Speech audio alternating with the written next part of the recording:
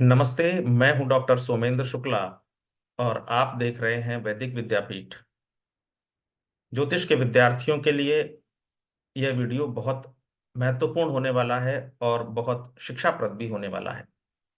ज्योतिष के सभी विद्यार्थियों से मेरी यह विनम्र विनती रहती है कि आप कक्षाओं से निकलकर या आपका जब कोर्स समाप्त हो जाता है उसके पश्चात तुरंत कुंडलियां देखना या भविष्यवाणी करना प्रारंभ मत कीजिए।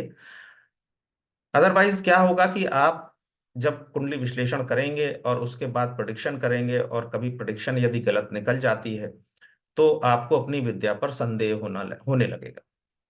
इसलिए मेरी सलाह ये होती है कि सीखने के पश्चात ज्योतिष को आप सबसे पहले 100-150 ऐसी कुंडलियों का विश्लेषण करें जिनके बारे में आपको सब कुछ पता है। मतलब राजनेता हैं या ऐसी कुंडलियां जिनके बारे में जिनका पूरा जीवन चरित्र आप जानते हैं। जब आप उन कुंडलियों का विश्लेषण करेंगे और उन कुंडलियों में ग्रहों के प्रभाव ने किस तरह उनके जीवन को परिवर्तित किया, किस तरह उनके जीवन को चलाया, यह मैच करके देख लेंगे। उसके बाद जब आप कुंडली विश्लेषण करेंगे तो आपकी भविष्यवाणियां निश्चित तौर पर सच साबित होंगी और अच्छा कुंडली विश्लेषण कर पाएंगे और अच्छे ज्योतिषी बन जाएंगे। मित्रों, आज हम तो बड़ी महत्वपूर्ण कुंडलियों की बात करने जा रहे हैं और ये कुंडली है भगवान श्री राम और लंकापति रावण की। ये दोनों ही कुंडलियां हमें बहुत कुछ सिखा कर जाएंगी। यदि आपने अभी तक चैनल को सब्सक्राइब नहीं किया है तो चैनल सब्सक्राइब कर लीजिए और हम आगे बढ़ते हैं इन दोनों कुंडलियों की विश्लेषण से। सबसे पहले यह देखिए, यह कुंडली है भगवान श्री राम की और यहाँ पर बाईं तरफ मैंने एक टेबल दे रखी है। ये आपके समझने के लिए है। यहाँ पर देखिए एक नंबर लिखा हुआ है, ये एक नंबर मेष का होता है। यानी एक नंबर की राशि मेष है, इसके स्वामी मंगल हैं। और मेष राशि में कौन सा ग्रह उच्च का होता है यह मैंने यहाँ पर दिया हुआ है। इसी तरह आगे 2 नंबर की राशि वृष, उसके स्वामी शुक्र और वृष में चंद्रमा उच्च के होते हैं। इसी तरीके से आगे आपको समझने में आसानी हो इसलिए यह टेबल मैंने दे रखी है।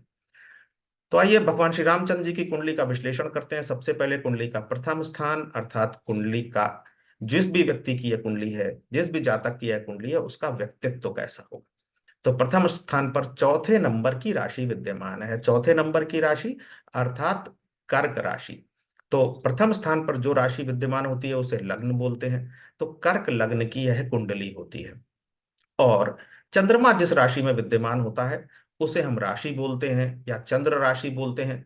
तो यह कर्क लग्न की कुंडली है और यह कर्क राशि की कुंडली है। प्रथम स्थान किन चीजों को प्रभावित करता है जीवन में, यह हम सभी जानते हैं, लेकिन संक्षेप में मैं इसे बताता चलूंगा। तो प्रथम स्थान जातक के व्यक्तित्व के बारे में बताता है। तो चंद्रमा प्रथम स्थान का स्वामी है और प्रथम स्थान पर ही बैठा है, स्वराशि का होकर के अपनी ही राशि में बैठा है। चंद्रमा केयर का कारक ग्रह होता है, चंद्रमा सौम्यता का कारक ग्रह होता है, चंद्रमा शील का कारक ग्रह होता है। तो यह कुंडली जिस भी व्यक्ति की कुंडली, जिस भी जातक की कुंडली है, वह बहुत सौम्य होगा, दूसरों की बहुत चिंता करने वाला और बहुत केयर करने वाला होगा। तो भगवान श्री राम जी की सौम्यता तो हम सभी जानते हैं। और यहाँ पर गुरु भी बैठे हुए हैं। गुरु ज्ञान के कारक ग्रह हैं, लग्न स्थान पर बैठे हैं, यानी व्यक्तित्व के स्थान पर बैठे हैं, ज्ञान का कारक ग्रह और सौम्यता के कारक ग्रह चंद्रमा। ये दोनों ही चीजें भगवान श्री रामचंद्र जी के व्यक्तित्व में हमको दिखाई देती हैं। और वे क्यों हैं? क्योंकि यहाँ पर गुरु और चंद्र दोनों की उपस्थिति लग्न पे है। और गुरु तो देखिए यहाँ पर जो विद्यमान है वह ज्ञान के कारक तो हैं ही, साथ में गुरु की एक और विशिष्टता है यहाँ पर। और वह विशिष्टता यह है कि गुरु यहाँ पर भाग्य स्थान के स्वामी भी हैं, तो भाग्येश भी हैं। भाग्येश होकर के भी गुरु यहाँ पर बैठे हुए हैं। और एक और महत्वपूर्ण चीज, चंद्रमा तो स्वराशि का है, ये तो मैंने आपको बताया। और गुरु जो है वह कर्क राशि में उच्च के होते हैं। तो और अधिक प्रभावी हो जाते हैं उच्च के ग्रह, और अधिक प्रभावी ग्रह होते हैं। अगर ग्रह कुंडली में बेनिफिक है तो और अधिक बेनिफिक हो जाएगा, उसकी पावर और अधिक ज्यादा होगी। तो गुरु और चंद्र एक राजयोग भी बना रहे हैं, गज केसरी योग। तो गुरु की उपस्थिति, चंद्रमा की उपस्थिति, चंद्रमा की अपनी ही राशि में उपस्थिति सौम्यता का कारण बनता है, और गुरु की उपस्थिति, उच्च के गुरु की, इनके व्यक्तित्व में ज्ञान का कारण बनता है। तो यह व्यक्तित्व जिस जातक की भी यह कुंडली होगी, वह जातक बहुत अधिक सौम्य होगा और साथ ही साथ बहुत अधिक ज्ञानवान होगा। तो ये गुणी होगा। तो भगवान श्री राम जी के चरित्र को हम जानते हैं, तो इन दो ग्रहों के कारण उनका व्यक्तित्व ऐसा बना। दूसरा स्थान होता है धन का स्थान, दूसरा स्थान होता है वाणी का स्थान। तो दूसरे स्थान के स्वामी सूर्य हैं। सूर्य देखते हैं कहाँ पर बैठे हैं, तो सूर्य दूसरे स्थान के स्वामी यानी धन स्थान के स्वामी, वाणी स्थान के स्वामी बैठे हुए हैं दशम स्थान पर, 10th हाउस में, कर्म स्थान पर। और यहाँ पर सूर्य भी देखिए उच्च के होकर बैठे हुए हैं, तो दो ग्रह उच्च के हो गए। द्वितीय स्थान के स्वामी होकर के सूर्य यहाँ पर उच्च के होकर बैठे हुए हैं, तो बहुत कर्म स्थान पर बैठे हैं। तो और उच्च के हैं, तो धन, दौलत, संपन्नता, इसकी कमी ऐसे जातक के जीवन में कभी नहीं रहती है। भगवान श्री राम के जीवन में भी इन चीजों की कभी कमी नहीं रही। अब भगवान श्री राम को वनवास किन कारणों से हुआ, उसके बारे में भी हम लोग आगे बात करेंगे, जैसे जैसे अलग अलग हाउसेस के बारे में देखेंगे। तो तीसरा स्थान जो है, तीसरा स्थान होता है पराक्रम भाव, इसको बोलते हैं पराक्रम का स्थान। व्यक्ति जो प्रयास करता है जीवन में, वह तीसरे स्थान से देखे जाते हैं। और तीसरे स्थान पर राहु की उपस्थिति ऐसे व्यक्ति को अत्यधिक पराक्रमी बनाती है। और हम जानते हैं कि भगवान श्री राम का व्यक्तित्व बेहद पराक्रमी व्यक्तित्व रहा है। राहु एक विघटनात्मक ग्रह, सेपरेटिस्ट प्लेनेट भी है, और तीसरा स्थान भाई बहनों का स्थान होता है। तो राहु ने जहां एक ओर भगवान श्री राम को पराक्रम दिया, वहीं दूसरी ओर सेपरेटिस्ट इसकी जो प्रवृत्ति है उसके कारण भाइयों के साथ में कहीं ना कहीं सेपरेट करने का भी कार्य राहु ने किया। फिर देखते हैं हम चतुर्थ स्थान माता का स्थान होता है। चतुर्थ स्थान पर शनि की उपस्थिति है। शनि भी यहाँ पर उच्च के हैं, तुला में शनि उच्च के होते हैं। तो तीन ग्रह तो भगवान श्री राम की कुंडली में उच्च के हैं, इसीलिए कुंडली इतनी श्रेष्ठ बनी है कि तीन ग्रह अभी तक हम देख चुके हैं कि इसमें उच्च के हैं। शनि यहाँ पर सप्तमेश होकर के मार्केश बनते हैं, वो बैठे हुए हैं, और अष्टमेश भी हैं। तो शनि यहाँ पर बहुत अच्छे ग्रह के रूप में नहीं देखे जाएंगे, किंतु उच्च के हैं तो परिणामों में हमेशा वृद्धि करेंगे। और यही कारण था कि भगवान श्री राम, ये माता का स्थान है, भगवान श्री राम के जीवन में माता को लेकर जो समस्या रही, वह इस शनि ग्रह के कारण उपस्थित हुई। अब देखते हैं हम जो पंचम भाव है। पंचम भाव विद्या का स्थान होता है, पंचम भाव संतान का स्थान होता है, पंचम भाव के स्वामी है मंगल। मंगल सप्तम भाव मारक स्थान पर जाके विराजमान हुए हैं, पंचमेश होकर के मारक स्थान पर जाकर विराजमान हुए हैं। और मंगल वैसे भी एक सेपरेटिस्ट प्लेनेट है, मंगल भी अलगाव कारक प्लेनेट है। तो यहाँ पर संतान से भगवान श्री राम को विछोह का सामना करना पड़ा। वह पंचमेश के सप्तम भाव में जाकर बैठने की वजह से इनको ऐसा जीवन में देखना पड़ा। छठा स्थान शत्रु का स्थान है। शत्रु के स्थान के स्वामी गुरु उच्च के होकर के लग्न में बैठे हुए हैं, साथ में गज केसरी योग भी बन रहा है। इसलिए शत्रुओं पर ऐसे जातक को सदा विजय की प्राप्ति होती रहेगी, और ऐसा भगवान श्री राम के जीवन में हम जानते भी हैं। 10वें स्थान पर मंगल की उपस्थिति है। देखिए मकर राशि में मंगल भी उच्च के होते हैं, 10 मंगल भी उच्च के, तो चार ग्रह 10वीं राशि मकर, मकर के स्वामी शनि, और यहाँ पर उच्च के होते हैं मंगल। तो चार ग्रह भगवान श्री राम की कुंडली में हमने देखे उच्च के हैं, इसीलिए इतनी श्रेष्ठ कुंडली ये बनती है। मंगल की दृष्टि लग्न पर है तो व्यक्ति के पराक्रम में और अधिक वृद्धि करते हैं, किंतु सप्तम स्थान वैवाहिक जीवन का स्थान होता है। और मंगल, जैसा कि मैंने पहले बताया, संतान भाव के स्वामी सप्तम में विराजमान होने पर संतान सुख में कमी करता है। इसी तरीके से वैवाहिक जीवन के में भी के सुख में मंगल ने यहाँ पर कमी की, जैसा कि हमने भगवान श्री राम के जीवन में देखा। अष्टमेश शनि की उपस्थिति चतुर्थ स्थान पर है, माता के सुख में कमी करता है, वो भी हमने पहले इस पर चर्चा कर ली है। भाग्य स्थान पर आते हैं तो भाग्य स्थान पर शुक्र बैठे हुए हैं। भाग्य स्थान पर शुक्र, शुक्र भी यहाँ पर उच्च के हैं, 5 ग्रह उच्च के हैं। मैंने अपने जीवन में शायद ही कोई कुंडली देखी हो जिसमें 5 ग्रह उच्च के होकर के बैठे हों। और शुक्र जो है वह उच्च के होकर के यहाँ पर बैठे हैं, और धन, सुख, वैभव, यश, प्रताप, इन सब के कारक ग्रह हैं शुक्र। तो इसकी वजह से ही भगवान को जीवन में इतना प्रताप प्राप्त हुआ। और शुक्र ग्रह चूंकि अ, नवम भाव में है, नवम भाव पिता का भी स्थान होता है, तो पिता से भी भगवान श्री राम को जो राज्य की प्राप्ति हुई, वह पिता का राज्य जो उन्होंने बनाया था उसकी प्राप्ति हुई। किंतु यहाँ पर शुक्र के साथ में केतु बैठे हुए हैं। केतु भी अलगाव का कारक ग्रह होते हैं, केतु भी विछोह का कारक ग्रह होते हैं। इसी वजह से पिता का स्थान और भाग्य का स्थान है, पिता के साथ में विछोह और पिता के साथ में अलगाव का कारक। जबकि केतु अपने गुरु शुक्र के साथ बैठे हैं, तो किंतु परिणाम तो हर ग्रह अपना देता ही है। चाहे वह राहु हो, राहु ने पराक्रम में वृद्धि की, किंतु राहु ने भाइयों से कहीं ना कहीं कुछ उनके सुख में कमी की, और इसी तरह से केतु ने यहाँ पिता के सुख में कमी करने का कार्य किया।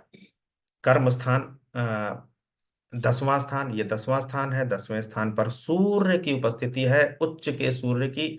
तो इस वजह से यह व्यक्ति जीवन में बहुत ऊंचाइयां हासिल करेगा। ऐसा जातक बहुत ऊंचाइयां हासिल करता है, और भगवान श्री राम से अधिक ऊंचाइयां जीवन में, कैरियर में, या जिसको कह सकते हैं कर्म क्षेत्र में किसने प्राप्त की होंगी, कि उनके राज्य का नाम आज भी राम राज्य को आदर्श शासन व्यवस्था के तौर पर जाना जाता है। तो 10वें स्थान पर उच्च के सूर्य की उपस्थिति ने यह कार्य किया। 11वें स्थान पर, 11वां स्थान लाभ का स्थान है। 11वां स्थान जो आप कर्म करते हैं उससे जो लाभ प्राप्त होता है उसका स्थान है 11वें स्थान पर। 12वें स्थान के स्वामी बुध की उपस्थिति है। 12वें स्थान पर स्वामी बुध और पराक्रम स्थान के भी स्वामी बुध बनते हैं, वह 11वें स्थान पर उपस्थित हैं। 12वां स्थान होता है विदेश का स्थान। और जो कुछ भी भगवान श्री राम को लाभ प्राप्त हुए, चाहे वह लंकापति रावण का विनाश करके, या जब वे अपने गुरु के आश्रम में थे तो वहां राक्षसों का विनाश करके, इसमें पराक्रम का भी योगदान रहा, वह यहाँ पर द्वादशेश और पराक्रमेश बुध की उपस्थिति के कारण हुआ। इस तरह से हमने देखा कि भगवान श्री राम के जीवन में किन किन ग्रहों की उपस्थिति है, किस प्रकार के वह ग्रह हैं, और कैसा उन्होंने भगवान श्री राम के जीवन में प्रभाव डाला। किसी भी कुंडली में जहाँ श्रेष्ठताएं होती हैं वहाँ कमी भी होती है। भगवान श्री राम की कुंडली में इतने सारे ग्रह उच्च के होने के बाद भी कुछ ग्रहों में ने उनके जीवन में जो सुख थे उनमें कमी की। उनमें से एक ग्रह मंगल है और दूसरा ग्रह राहु है, जो कि हमने देखा। तो इस तरीके से ज्योतिष के विद्यार्थियों को सीखने का मौका मिलता है जब ऐसी कुंडलियां देखते हैं जिनके व्यक्तित्वों के बारे में वे अच्छी तरह से जानते हैं। आइए अब आगे बढ़ते हैं, देखते हैं लंकापति रावण की कुंडली। लंकापति रावण की कुंडली और भगवान श्री राम की कुंडली में बहुत अधिक समानताएं हैं। आप देखेंगे अभी कि किस तरह की समानता लंकापति रावण की कुंडली में और भगवान श्री राम की कुंडली में है। यह कुंडली भी बेहद अच्छी कुंडलियों में गिनी जाएगी। आइए देखते हैं कैसे इस कुंडली को हम बेहद अच्छी कुंडली कह सकते हैं।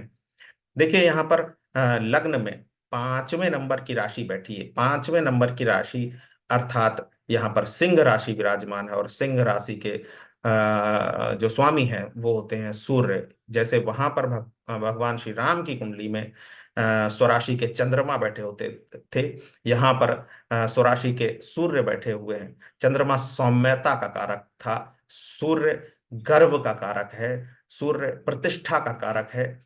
और स्वराशि का होकर लग्न में बैठे हैं सूर्य, तो यह गर्व की जो प्रवृत्ति है उसको इतना अधिक बलवान कर दिया कि यह गर्व कहीं ना कहीं घमंड में परिवर्तित हुआ और आगे चलकर रावण के विनाश का कारक बना। लेकिन जहां तक प्रतिष्ठा की बात है तो प्रतिष्ठा में किसी भी तरीके की रावण की कोई कमी जन्म से लेकर मृत्यु तक कभी नहीं रही, और वह इस स्वराशि के सूर्य की कारण है जो कि लग्न में बैठा है। यहाँ पर गुरु की भी उपस्थिति है, जो कि हमने भगवान श्री राम की कुंडली में भी देखी थी। गुरु ज्ञान का कारक ग्रह है, और पंचमेश होकर के कुंडली का इष्ट देव भी बनता है, ज्ञान का कारक ग्रह। वहां पे भी लग्नेश और ज्ञान के कारक ग्रह दोनों एक साथ थे, यहाँ पर भी है। तो इस व्यक्ति के जीवन में, यह जो जिस जातक की यह कुंडली है, वो महाज्ञानी परम ज्ञानी व्यक्ति होगा। ऐसा हम जानते भी हैं कि लंकापति रावण परम ज्ञानी महाज्ञानी रावण उसको बोला जाता है, महापंडित रावण बोला जाता है। ऐसा गुरु की यहाँ उपस्थिति की वजह से हुआ। दूसरा स्थान, जैसा कि मैंने बताया, दूसरा स्थान धन का स्थान है, दूसरा स्थान वाणी का स्थान है। तो रावण के दूसरे स्थान पर कन्या राशि है, और कन्या राशि में बुध की उपस्थिति है। बुध कन्या राशि में अगर आप देखेंगे तो कन्या राशि का स्वामी भी होते हैं, और कन्या राशि में बुध उच्च के भी होते हैं। तो उच्च का ग्रह द्वितीय भाव में उपस्थित है, तो ऐसे धन भाव में उपस्थित है, ऐसा व्यक्ति महाधनी होगा। और हम जानते हैं कि रावण तो सोने की लंका का स्वामी होता था, और रावण ने तो कुबेर को भी परास्त करके उससे जो है सोने की लंका प्राप्त की थी। तो इस तरीके से इस बुध के ग्रह की उपस्थिति ने भगवान लंकापति रावण के जीवन को धन सुख वैभव इन सब सारी चीजों से भर दिया। तीसरे स्थान की बात करते हैं तो यहाँ पर शनि केतु के साथ बैठा हुआ है, और शनि यहाँ पर उच्च का है। देखिए तुला राशि में यहाँ से आप देख पाएंगे शनि उच्च के होते हैं। तीसरा स्थान पराक्रम का स्थान है, ऐसा व्यक्ति भी महापराक्रमी होगा। केतु की उपस्थिति, जैसा मैंने बताया, केतु की उपस्थिति कहीं ना कहीं भाई बहनों का सुख कम करती है, न्यून करती है। और जैसा कि आप सभी लोग जानते हैं कि रावण की मृत्यु का कारण कहीं ना कहीं शूर्पणखा बनती है, और इस वजह से केतु ने अपना कार्य यहाँ पर किया। देखिए मैं बार बार कहता हूं कि कोई भी ग्रह कितना भी अच्छा हो या कितना भी बुरा हो, जो उसकी प्रवृत्ति होती है वह हमेशा बनी रहती है। उच्च के शनि ने जहाँ पराक्रमी बनाया रावण को, वहीं केतु की उपस्थिति ने कहीं ना कहीं यह इस पराक्रम को नेगेटिविटी प्रोवाइड की। और चूंकि यह स्थान भाई बहनों का भी स्थान है, तो कहीं ना कहीं रावण के जो जीवन में कष्ट थे उनमें भाई बहनों का भी कुछ ना कुछ स्थान बना रहा। इसके बाद देखते हैं अगला ग्रह कौन सा है। तो अगला ग्रह जो चंद्रमा और मंगल, इसकी उपस्थिति छठे स्थान पर है। छठा स्थान शत्रु का स्थान होता है, शत्रु के स्थान पर मंगल की उपस्थिति। और मंगल जो है वो आप अगर देखेंगे तो मंगल, ये राशि कौन सी है, ये राशि है मकर, और मंगल उच्च का होता है। तो रावण की कुंडली में भी देखिए हम देख चुके हैं कि तीन ग्रह उच्च के हैं, और यहाँ पर चंद्र मंगल योग भी बन रहा है। यह एक शत्रुहंता योग है। योग होने की वजह से, और मंगल जो है वो भाग्येश भी होकर के यहाँ बैठा है, तो ऐसा व्यक्ति जीवन में कभी परास्त नहीं होगा। और रावण इस वजह से ही देखिए जीवन में कभी रावण को हार का सामना नहीं करना पड़ा। छोटी मोटी घटनाएं दुर्घटनाएं योद्धाओं के जीवन में चलती रहती हैं, लेकिन मंगल की वजह से एक स्ट्रांग जो शत्रुहंता योग बना, उसकी वजह से ही रावण ने जितनी भी युद्ध लड़े उनमें लगभग सभी में विजयश्री हासिल की। राहु की उपस्थिति बनी हुई है नवम स्थान पर। यह स्थान भाग्य का स्थान होता है, यह स्थान पिता का स्थान होता है। तो निश्चित तौर पर पिता की दृष्टि से हम जानते हैं कि रावण जो है वो कहीं ना कहीं ऋषियों के कुल से आता है, किंतु यहाँ पर राहु की उपस्थिति ने रावण को दानव बना दिया, जबकि वह ऋषि कुल से आता था। और राहु की जो दृष्टि है, राहु की दृष्टि नवी दृष्टि रावण के पराक्रम स्थान पर भी है।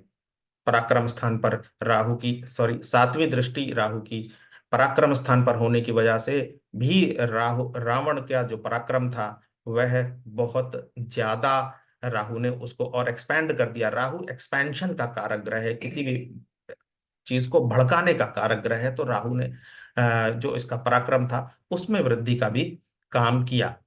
कर्म स्थान पर वृष राशि है और वृष राशि के स्वामी शुक्र होते हैं। स्वराशि के शुक्र कर्म स्थान पर उपस्थित होकर मालव्य नाम का राजयोग बना रहे हैं। तो देखिए, तीन ग्रह तो उच्च के हैं और मालव्य नाम का राजयोग यहाँ निर्मित हो रहा है कर्म स्थान पर। तो ऐसा व्यक्ति जीवन में कर्म प्रधान होगा। और शुक्र चूंकि ज्ञान के कारक जैसे गुरु हैं, शुक्र भी हैं, तो कर्म के साथ साथ महाज्ञानी भी होगा। और यही रावण की कुंडली में हम देखते हैं। अब आइए, अब अगर हम बात करें कि रावण की मृत्यु, रावण का विनाश किस वजह से हुआ, तो उसका जो सबसे बड़ा कारण बना, वह कारण बना कि रावण के व्यक्तित्व में दंभ की अधिकता। और दंभ की अधिकता भी किस वजह से? दंभ की अधिकता सूर्य की उपस्थिति स्वराशि का लग्न में, यह एक कारण। दूसरा, शनि और केतु की उपस्थिति, और इस स्थान पर राहु की सीधी दृष्टि, सप्तम दृष्टि, जिसने उसे अति पराक्रमी और अति दुस्साहसी बना दिया। और इसी दुस्साहस ने कहीं ना कहीं रावण के अंत का निर्माण किया। और तीसरा कारण देखें अगर, तो शनि की दृष्टि कर्क राशि पर, कर्क राशि चंद्रमा की राशि है और चंद्रमा को स्त्री का कारक माना जाता है। और मंगल की उपस्थिति कर्क राशि पर, ये स्त्री से व्यक्ति के कहीं ना कहीं उससे हानि होने की संभावनाओं को बनाता है। तो यह मुख्य कारण थे जिसकी वजह से रावण इतना ज्ञानी होने के बाद भी, इतना प्रतापी होने के बाद भी, उसने ऐसी गलतियां की कि किसी स्त्री की वजह से उसका विनाश हुआ। तो आज हम लोगों ने इन दो कुंडलियों की बात की और मैं समझता हूं कि बहुत कुछ सीखने को मिला होगा ज्योतिष के विद्यार्थियों को। एक बार फिर निवेदन है कि यदि सब्सक्राइब नहीं किया है चैनल को तो सब्सक्राइब कर लीजिए, जिससे आपको हमारे जो भी वीडियो हम अपलोड करें वह सबसे पहले उसकी सूचना आप तक पहुंच सके। और लगातार ज्योतिष सीखने के लिए हमारे वीडियो देखते रहें। बहुत बहुत आभार, बहुत बहुत धन्यवाद। जल्द ही ऐसे किसी और वीडियो के साथ हम फिर उपस्थित होंगे। नमस्कार।